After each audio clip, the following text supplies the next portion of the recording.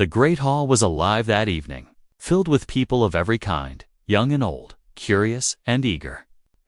They had come together for a special night, a music competition that promised to show talent, skill, and perhaps a little magic. Rows of wooden chairs stretched across the floor, and the sound of murmurs and footsteps echoed softly against the tall walls. Bright lights hung from above, casting a golden glow on the stage where a grand piano waited like a silent guardian. The smell of polished wood and fresh flowers from the decorations mixed in the air, making the place feel both formal and alive. The audience whispered among themselves. Parents leaned forward, waiting for their children's turn. Friends laughed nervously, clapping politely after each performance. Teachers sat in the front rows, notebooks on their laps, judging carefully but with soft smiles. It was a hall of hope, of dreams being tested, of hearts pounding with nervous rhythm. One by one, the performers came forward. A girl in a blue dress played a cheerful tune, her fingers light and graceful. The crowd clapped warmly. A boy followed with a violin, his bow trembling but his effort clear. Some were good, some were only learning, but each was respected. Each tried to leave a mark, even if small. And with every act, the tension grew because everyone knew the night was not just about music. It was about courage. It was about who could truly touch the hearts of strangers. Then he appeared, a young man, not dressed in anything special, just a plain shirt and dark trousers. He walked quietly, almost unnoticed at first. His steps were slow, and his head was slightly lowered, as if he did not want attention. But when he reached the piano, something in the hall changed. The air seemed heavier. The whispers stopped. People leaned forward, curious. Some had seen him before, always silent in the corner during practice. He never smiled much, never joined in the chatter. Some thought he was shy. Others thought he was strange, but tonight, there was something in his eyes, something no one could easily name. He placed his hand gently on the piano, not to play, but to feel it. His fingers rested on the polished surface as though he was greeting an old friend. For a moment, he did nothing. The hall grew restless. A cough echoed, a chair creaked. Someone whispered, "Why is he just standing there?" And then, without warning, he raised his head. His eyes swept over the audience, calm but piercing. His lips moved, and his voice, though soft, carried across the room with surprising clarity. He said only 4 words, "Play if you dare." The hall froze. Every sound died instantly. No one moved. No one even breathed too loudly. His words were not shouted. Yet they struck deep. Was it arrogance? Was it confidence? Or was it a warning? No one could decide. A ripple of confusion spread. Some students exchanged nervous looks. A teacher frowned slightly. Parents tilted their heads, trying to understand. It was a music competition, after all, not a battlefield. Why would he speak like that? But there was no smile on his face. No trace of humor. His expression was steady. His eyes calm but strangely intense. He pulled the chair back slowly and sat down in front of the piano. His hands hovered above the keys, waiting, measuring, as though he was not about to play an instrument but open a door into something hidden. The audience leaned closer, half curious, half uneasy. What did he mean? What would he do? Some felt a thrill, as if the young man had already begun his performance, not with music, but with words. He had challenged them, dared them, unsettled them before a single note had been struck. And so the hall waited, silent, tense, expectant. The young man's fingers trembled slightly over the keys. His chest rose and fell with deep, steady breaths behind him. The piano gleamed under the lights, ready to roar or whisper depending on his touch in that suspended moment.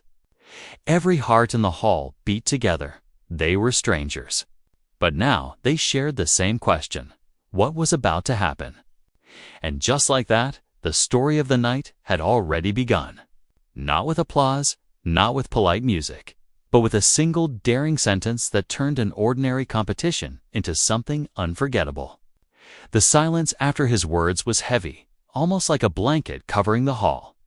Everyone stared at him, unsure of what to expect.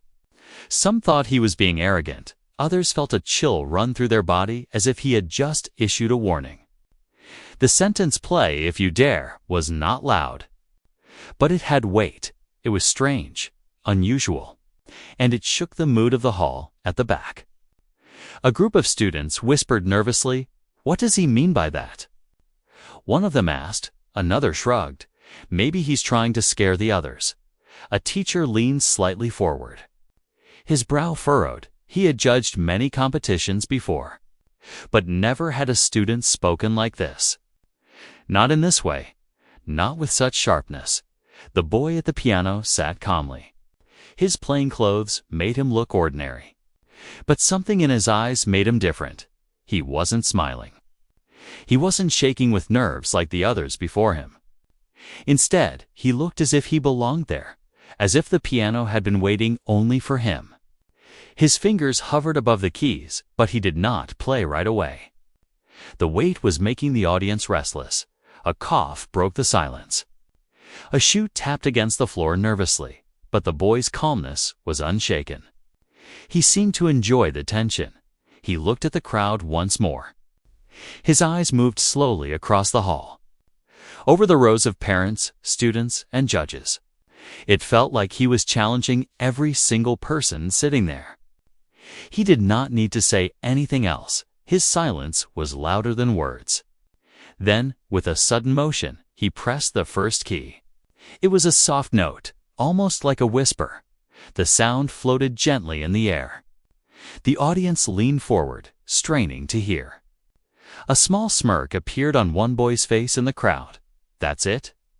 He muttered under his breath, but then another note followed. And then another. The music was not ordinary. It began softly, almost mocking, as though the boy was daring the listeners to dismiss him. The rhythm was calm, but hidden beneath it was something sharp. Something that made people uneasy.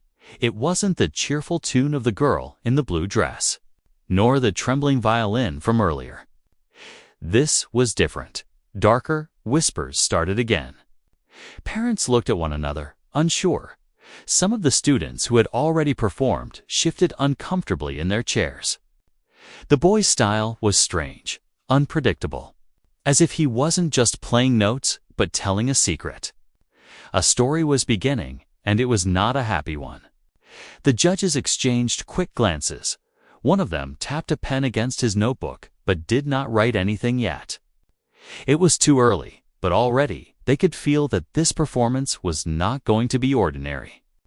The boy's hands moved slowly, but with precision. Every touch of the piano seemed intentional, deliberate. He wasn't trying to impress with speed or flash. He was drawing the audience in. Pulling them closer with every sound, it was like he was saying, "Laugh if you want, doubt me if you dare, but you will not look away," and truly, no one could. Even those who thought he was arrogant at first now found themselves staring. His music was simple but strange, like a calm river hiding a storm underneath. The softness made people uneasy, waiting for something to break. They could feel it coming, though they didn't know when. One girl in the crowd whispered, "It feels like he's playing with us," and she was right. He was not just performing, he was toying with their emotions. He would give them calm notes, then pause just long enough to make their hearts skip. He knew the silence was as powerful as the sound. Minutes passed, but it felt longer. The audience was trapped. Their eyes were on him, their ears desperate for what came next. He had already won their attention. And in a competition like this, that was half the battle. The boy's head tilted slightly as he played, his eyes closed for a moment. And it looked like he wasn't in the hall anymore. He was somewhere else, lost in the world of his own music. The crowd felt as though they were intruding, listening to something private, something they were not supposed to hear, and yet they could not stop. They didn't want to. Curiosity had taken over. The boy had spoken only 4 words, but now his music was finishing the sentence. "Play if you dare." It echoed again and again through each note. It was no longer just a phrase. It was a promise. It was a challenge. The whispers died away. No one laughed anymore. No one doubted.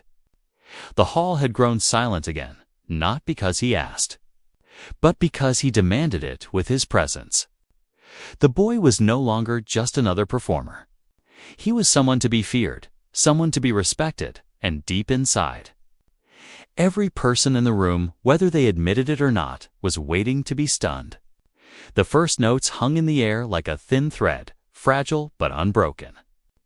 The boy's fingers moved gently across the keys. The sound was soft, almost teasing. It was not the kind of music anyone expected. Some thought it was too plain, too simple. But there was something hiding in the way he played, a secret in every pause.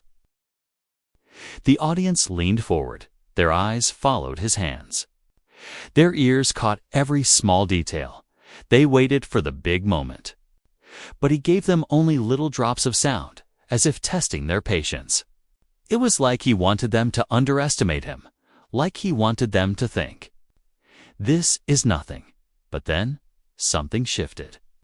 His left hand pressed deeper, creating a darker echo beneath the calm notes. The sound grew heavier, filling the hall in a way that made some people straighten in their seats. The boy's face stayed calm, almost expressionless. But his music began to tell a story. It was no longer just a performance. It was a voice. The rhythm changed. It started as a whisper. Now it carried a heartbeat. The melody twisted between soft and sharp, gentle and biting. It confused the listeners. One moment it was sweet like a lullaby, and the next it turned haunting. His hands danced from one side of the piano to the other, quick but controlled. A woman in the audience pressed her hand against her chest. "I feel something strange," she whispered to the person beside her. Her friend nodded without looking away. It was true. The music was not ordinary. It reached deeper than their ears. It reached their hearts, stirring feelings they couldn't explain. The boy's eyes opened slowly as he played. He stared not at the keys, but at the hall itself. His gaze was steady, as though he was watching the emotions of the people instead of his own hands. It was unsettling. Some lowered their eyes. Unable to meet his stare, it felt as if he was asking them silently, "Do you dare to keep listening?" The whispers that had filled the room earlier were gone. No one dared speak now. The notes rolled faster, building tension. The boy's body moved with the rhythm, his shoulders rising and falling, his hair brushing across his forehead. He was no longer quiet, no longer invisible on that stage. He was larger than the hall itself. The judges scribbled quickly in their notebooks, their faces serious. One of them bit his lip. Caught between awe and disbelief, it wasn't about mistakes anymore. It wasn't about technical skill. This boy was doing something more, something that made them forget it was even a competition. The sound climbed higher, pressing against the ears of the audience. The melody turned sharp, urgent, like a warning. Children in the back row clutched their seats. Parents exchanged looks that carried both fear and amazement. The boy was not simply performing. He was controlling them. The music had become a rope, pulling their emotions wherever he wanted. And then, suddenly, he slowed again. The storm he had built dropped into a quiet drizzle of notes.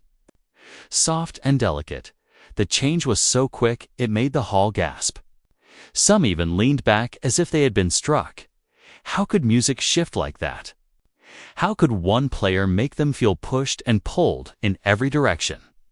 His fingers trembled, not from fear, but from passion. Each note seemed to cost him something, as if he was pouring out pieces of himself. The hall felt smaller now, as though everyone was locked inside the world he had created. There was no escape, no distraction. The boy and his music had trapped them all. A man in the crowd whispered, "He's telling a story," but he couldn't say what the story was. That was the strange part. Each person felt something different. For one, it was sadness. For another, it was anger. For someone else, it was love. The music was like a mirror, showing them their own hidden emotions. The boy's lips moved slightly, as if he was whispering along with the piano. But no words came out. The audience leaned even closer. The tension was unbearable. Some wanted it to stop. Others prayed it would never end. The hall had turned into a battlefield of feelings. And the boy was the commander. Every note now was sharper, stronger. The piano no longer sounded like wood and strings. It sounded alive. It cried. It roared. It begged. His hands blurred across the keys, faster than the eye could follow. Sweat began to form on his forehead. But he didn't stop. He didn't even slow down. The boy had warned them, "Play if you dare." Now they understood. This was not a game. This was not just music. This was a challenge. He had thrown it at the hall, and every single person inside was forced to face it. As the last notes of that rising storm echoed, the hall remained breathless. The boy's chest heaved, his fingers still hovering above the keys. He had not finished. Everyone knew it. This was only the beginning. The real storm was still waiting to break. And though fear and awe mixed in every heart, not one person wanted to look away. The music began to grow louder, stronger. Like a storm slowly building over the sea, the soft and strange melody from before was gone now. In its place was a wave of powerful notes, deep and fast. The boy's fingers flew across the piano like lightning across the sky. People in the hall sat up straighter. Some gripped the sides of their chairs. The calm, teasing tune had turned into something wild, something fierce. It was no longer just music. It was energy. Raw and untamed, the walls of the hall seemed to vibrate with every note. His hands moved with speed that felt unreal. Left and right, high and low, crashing and flowing like water in a storm. But it wasn't just noise. There was control in the madness. Every sound had a place. Every movement had meaning. He was not just playing. He was commanding the piano like a captain steering a ship through a wild sea. A sudden flash of sound made someone in the front row jump.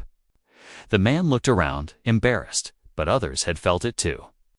The music was no longer asking the audience to listen. It was grabbing them by the heart and pulling them in whether they wanted it or not.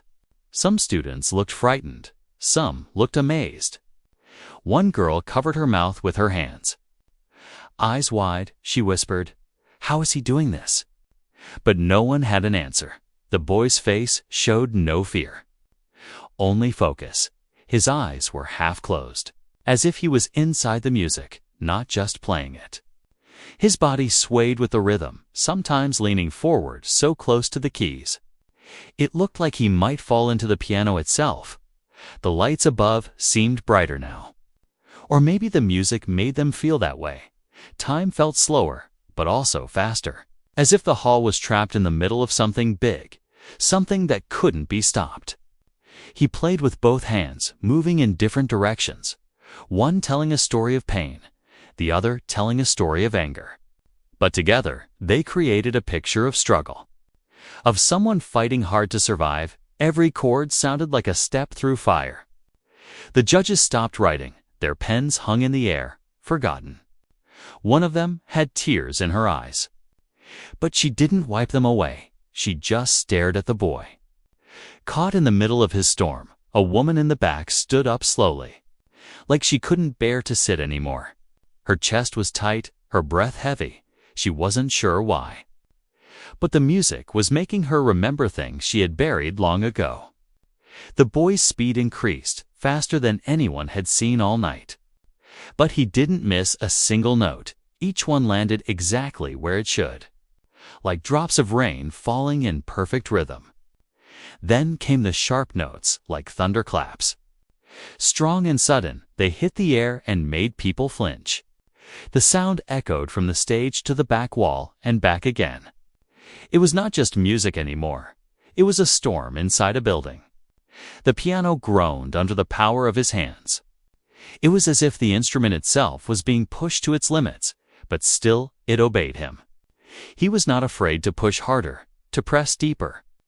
Sweat rolled down his temples, but he didn't stop. He couldn't stop. It felt like something inside him was breaking free, something that had waited too long. The crowd didn't clap, didn't move. They had forgotten they were at a competition. They weren't thinking about scores or winners anymore. They were just caught. Even the children were quiet, their eyes wide, mouths slightly open. They didn't understand what they were feeling, but they knew it was important. A loud crash of sound filled the hall, loud but not painful. It was like the scream of someone finally letting go. That one note carried every emotion he had held back for years: sadness, fear, hope, rage. The boy's hands slowed, only for a second, and then picked up again. The music rose like a wave ready to crash. It shook the room, it shook the people. One man whispered, "This boy. He's not playing the piano, he's breaking it and rebuilding it again." And just when it felt like it could go no higher, no louder, no stronger, it stopped. A silence dropped over the hall like a heavy curtain. No one clapped, no one moved. It was like the music had taken all their breath away. The boy sat still, hands resting on the keys, chest rising and falling. He looked up slowly, and for the first time, his eyes met the crowd's, and in that one look, he said more than the music ever could. He had played, he had dared, and he had taken the entire hall with him. But this wasn't the end. Deep down, everyone felt it. The storm wasn't over yet. It was only the middle, and the real heart of the story was still waiting to be revealed. The silence after the storm was heavy, but it didn't last for long. The boy's fingers moved again, softly at first, like someone gently waking from a nightmare. The music returned, but it was not the same as before. It was quieter, slower, but filled with a new kind of power, the power of pain. There was sadness in every note now, not the kind that makes you cry, but the kind that stays in your chest and doesn't let go. People in the hall felt it. Some closed their eyes without meaning to. Others stared at the boy, wondering how he was doing this. His hands moved slower now, but each key he touched carried emotion. The piano didn't sound like a piano anymore. It sounded like a broken voice, like someone telling a story through tears. A little boy in the front row whispered to his mother, "Why does it sound like he's hurting?" The mother didn't answer. Her eyes were wet, her hands frozen on her lap. The storm had passed. But what was left behind was just as powerful. The music now told a story of what happens after pain, the emptiness, the silence, the deep breath you take when you don't know what to do next. And yet, the boy played on. He didn't stop, didn't slow down completely. He guided the audience through the darkness, step by step, note by note. It felt like he was showing them something real, something he had lived. The lights above flickered slightly, as if the hall itself was tired from the storm. A judge wiped her glasses slowly, her pen still resting on her notebook, untouched for minutes. But even as the music softened, it didn't lose its grip. The crowd was still locked in place. Their eyes followed every movement, their hearts tied to every sound. Suddenly, a strange noise echoed from outside the hall, a car horn or a shout, but no one turned to look. No one cared. The world outside had stopped existing. Only this moment was real. The boy's fingers danced lightly now, like someone walking barefoot over glass, careful but determined. Every note was sharp and clear, and yet fragile, as if it could disappear any second. He looked tired now, not physically, but deep inside, like someone carrying something too heavy for too long. His eyes were open but distant. His lips moved again, silently, as if speaking to someone far away. And then came the surprise. His hand slipped just a little. One note didn't come out right. It was off, a little too flat, the audience noticed. Some gasped softly, others frowned. Was he losing control? But the boy didn't stop. He didn't fix it. He let the mistake live and continued. That one broken note changed everything. It made the performance feel more human, more real. It reminded the crowd that he was not a machine. He was a person with scars and struggles, and slowly. More notes followed that weren't perfect. Not wrong, but not clean either. Some keys were hit too hard, some too soft. It was as if the boy's strength was fading. But in that weakness, there was something beautiful. It was like watching a fighter who had given everything in the battle, now struggling to stand, but refusing to fall. The boy looked like he was breaking in front of them, and yet, he kept playing. A girl in the third row covered her mouth. Trying not to cry, she had come for a music show. But now she was watching someone pour out their soul in front of strangers. Even the judges didn't write anymore. They watched in silence, their faces soft and thoughtful. And then came the roughest part. The boy's hand shook as he reached for a deep chord. He hit it hard, and the sound echoed like a scream. It was full of frustration, of things that couldn't be said in words. He leaned forward, eyes shut tightly. His shoulders trembled. His body swayed as if the music was too much for him to carry. But still, he played. More mistakes came now, but no one cared. The music was no longer about being perfect. It was about being honest. Every person in the hall felt it. They weren't just watching a performance anymore. They were part of something bigger, something raw and emotional. And then came a pause. The boy's hands lifted off the keys. His chest rose and fell with deep breaths. Sweat rolled down his face. The silence after that last note was louder than any sound they had heard. No one clapped, no one dared move, because they knew they had just seen something rare. Something real. The boy had reached his breaking point. Right there in front of them. And instead of hiding it, he had turned it into music. But they also knew, deep inside, he wasn't finished yet. There was still more to come. The hall held its breath again. Waiting, watching, and daring to feel. The hall was silent. But the silence was not peaceful. It was heavy. Like the air before a second storm. The boy sat still, his hands frozen above the keys. His chest rose and fell slowly, his eyes closed. He looked like someone who had given everything, and now had nothing left. People in the crowd were still holding their breath. Afraid that even the smallest sound might break the moment, a few were blinking back tears. Others just sat frozen, not knowing how to feel. They had never seen anything like this. The music had reached a breaking point. And so had the boy. He looked weak now, not from lack of talent, but from pouring too much of his heart into the music. His shoulders were shaking slightly, not with fear, but with exhaustion. And just when it felt like it was over, when people thought he might walk away from the piano, he lifted his hands again. Slowly, painfully, he touched the keys like they were made of glass. His fingers trembled, but he pressed them anyway. And out came a sound so soft, so broken, it felt like the first tear after holding back for too long. It wasn't perfect, and it wasn't meant to be. It was the sound of someone standing back up after falling. The sound of courage wrapped in pain. A few people in the audience lowered their heads. Not out of boredom, but out of respect. It was hard to look at him. He was not performing anymore. He was surviving. The music was no longer about showing skill. It was about honesty. The boy was playing his truth. And that truth wasn't clean or pretty. It was messy, painful, and real. He leaned forward.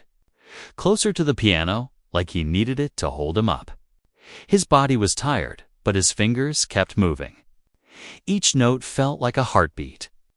Slow but steady, the rhythm wasn't smooth. But it was alive. It carried something deeper than beauty. It carried strength. His eyes opened again, and this time, he didn't look at the keys. He looked at the audience. His gaze was different now, softer, more open. He wasn't challenging them anymore. He was asking them, "Can you feel this? Can you understand?" And many did. A teacher in the front wiped her eyes with her sleeve. Not caring if anyone saw, a young boy clutched his program sheet tightly in both hands. His father placed a hand gently on his shoulder, but didn't speak. The music was changing again. Not into something grand or loud, but something warm, hopeful, like the sun peeking through clouds after a storm. It wasn't happy, but it was healing.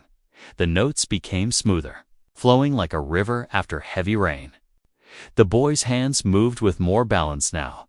His breathing was still heavy, but steadier. He was finding his way back. Step by step, sound by sound. It was like watching someone walk again after a fall, shaky at first, but stronger with each move. He added more depth to the music, small highs and lows, like someone remembering both the pain and the beauty of life. And the crowd followed him. Some closed their eyes, letting the sound guide them. Each person in the hall was now part of the music. They weren't just listening, they were feeling. And then something unexpected happened. The boy smiled, just a little, just for a moment. It wasn't big or proud. It was soft, almost like a thank you. He had walked through his own pain, and now he was offering peace. Not to win, not to impress, but simply to share. That smile changed everything.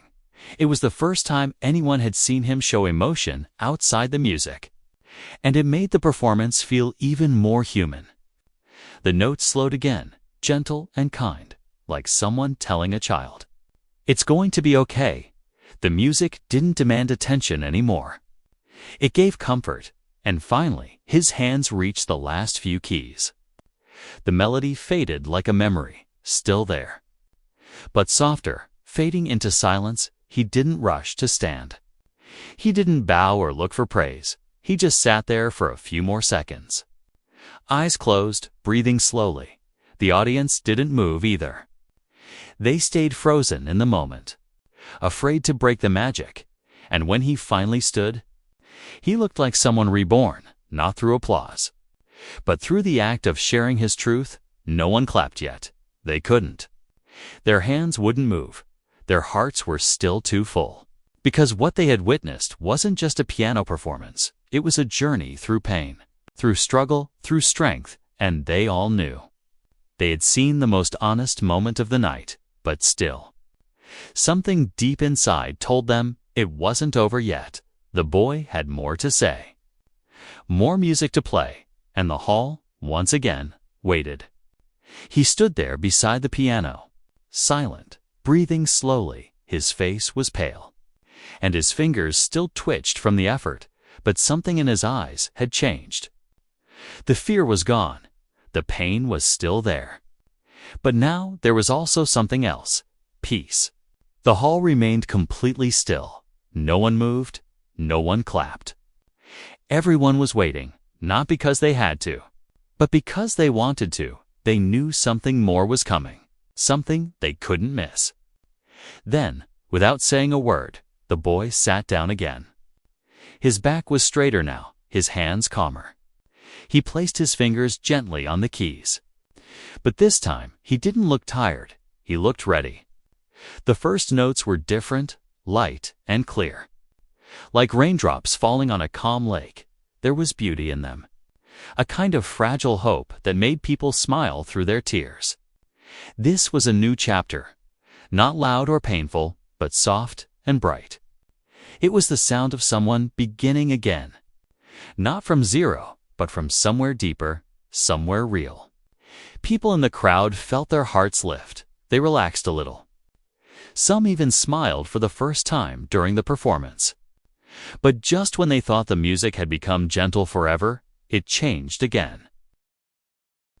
A sharp, sudden note cut through the melody like a crack in glass.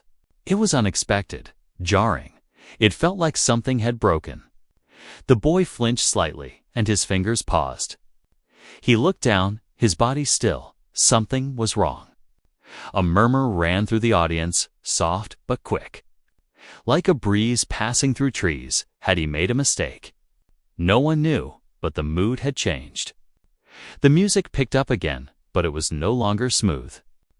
The notes became uneven, some fast, some too slow. His fingers began to move faster, not with grace, but with urgency. It was like someone running through a forest in the dark, tripping over roots, not knowing what was chasing them. The boy's calm expression was gone. His eyes were open wide now, focused hard on the keys. People leaned forward again. Some held their breath. Others looked at one another, confused and worried what was happening. The judges whispered quietly to each other, unsure if this was part of the performance or something else. The sound grew louder, harsher. It was filled with tension, like a string being pulled too tight. And then a loud bang. One of the piano strings snapped. The sound echoed across the hall like a whip. The boy stopped instantly, his hands frozen in midair. Gasps came from all directions. Some people stood up, others covered their mouths. The boy stared at the piano. His eyes wide, his face was pale again, but this time with shock. He had pushed the piano too hard, and now it had broken. A thick silence returned, heavier than before. The judges stood, talking quietly. One of them walked toward the stage. But the boy raised his hand just once to stop them. He stood up slowly, walked around to the back of the piano, and opened the top. The broken string hung there. Snapped in the middle, it was not repairable. Not now, not in time. Everyone thought it was over.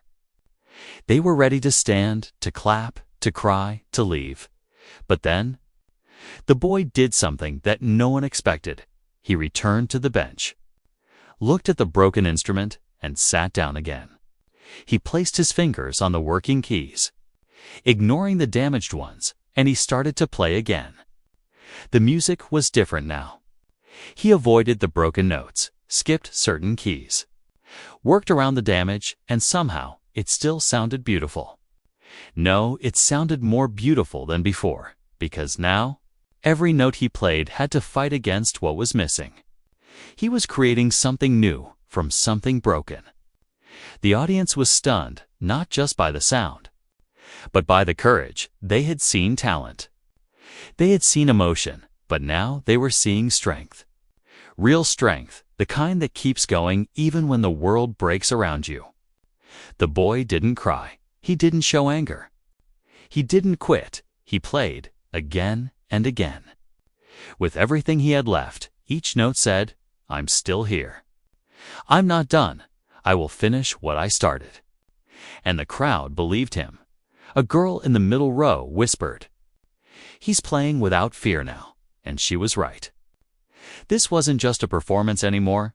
It was a lesson, a message, that even when something breaks a string, a plan, a person, it doesn't mean the end. It just means the music must change, not stop. As the final notes echoed through the hall, the boy lifted his hands slowly. He stood again, but this time he did bow, not for applause, but as a quiet goodbye. The audience sat frozen for one more second. And then, all at once, they stood, not just a few, but every one.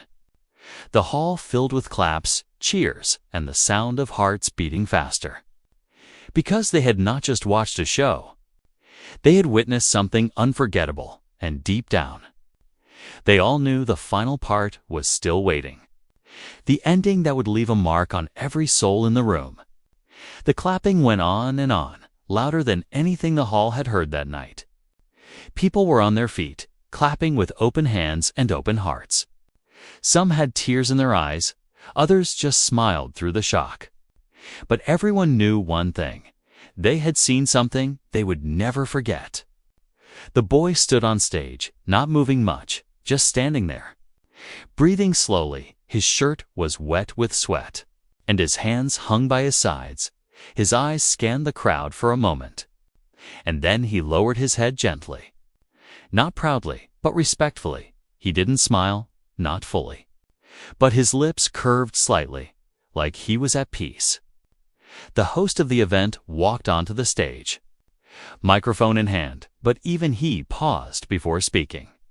He looked at the boy, then at the broken piano, and then at the cheering crowd. It took a while before the claps started to slow.